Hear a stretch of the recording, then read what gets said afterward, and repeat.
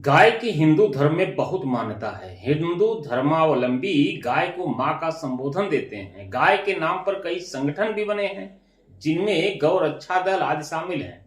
गाय को सुरक्षा देने के लिए, उनको संरक्षण देने के लिए लगातार जागरूकता अभियान भी चलाए जाते हैं।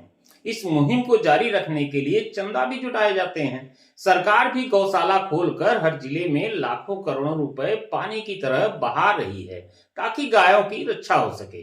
लेकिन सत्य इससे बहुत परे है। किसी भी गौशाला में चले जाइए, सिसकता बिलखता बीमार होकर जमीन पर एड़िया रगड़ रहा गोवंश आपको दिखाई दे देगा। क्योंकि गाय तो माँ है, और माँ भले ही भूख से तड़प कर अपनी जान दे दे, बीमार होकर एड़िया रगड़ती रहे, लेकिन अपने बच्चों को भूखा तो नहीं देख सकती ना। जिन गायों के पालन पोषण के लिए गौशालाएं शुरू की गई हैं, उन गौशालाओं में गायों का पालन पोषण नहीं होता, बल्कि गायों को पालने के नाम पर कई लोगों की रोजी रोटी चलने के लिए है। अधिकारियों ने भी गौशालाओं को कमाई का साधन बना लिया है। गौशाला उसे नहीं मिलती जो गायों की देखरेख सही तरीके से कर सके, बल्कि उससे मिलती है जिसकी जेब में नोट हो और गाय माता के इंसानी बच्चों को खुश रखने की क्षमता भी रखता हो। देश में ऐसे कई घटनाएं घटित हुई हैं, जहां कथित गौरक्षकों ने आरोप लगाकर इंसानों को मौत के घाट उतार दिया है।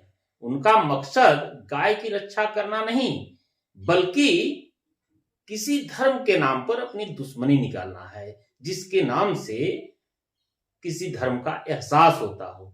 आप सोच रहे होंगे कि अब बात आज मैं क्यों कह रहा हूं, तो आपको बता दूं कि भदोही से गुजरने वाले नेशनल हाईवे पर अक्सर गायें दुर्घटना का शिकार हो जाती हैं। घायल होकर वो सड़क पर तड़पती रहती हैं, लेकिन प्रशासन उनके लिए कुछ भी नहीं करता है। महाराजगंज के सुशील मिश्रा गौ सेवक हैं।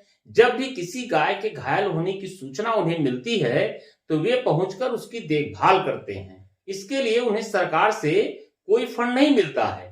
सुशील मिश्रा जी ने मुझे फोन किया और बताया कि पिछले 22 दिनों से एक गाय महाराजगंज और बाबूसराय के बीच घायलावस्था में पड़ी हुई है।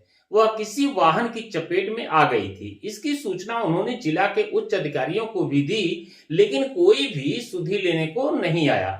मैंने भी इस मामले में ट्वीट कर दिया।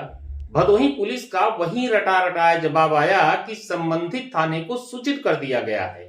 लेकिन 2 दिन बीतने के बाद भी उस घायल गाय को देखने के लिए कोई नहीं गया। कितना दुखद है कि सरकार ने भी पशुओं के लिए विभाग बनाए हैं, पशु अस्पताल भी हैं, गौ रक्षा दल जैसे संगठन भी हैं, लेकिन किस लिए? क्या गाय सिर्फ राजनीति का साधन है? जीते जी तो वह दूध पिलाकर इंसानों को स्वस्थ बनाती ही है, लेकिन जब बूढ़ी हो जाती है तो उसकी देखभाल करने वाला कोई नहीं होता है।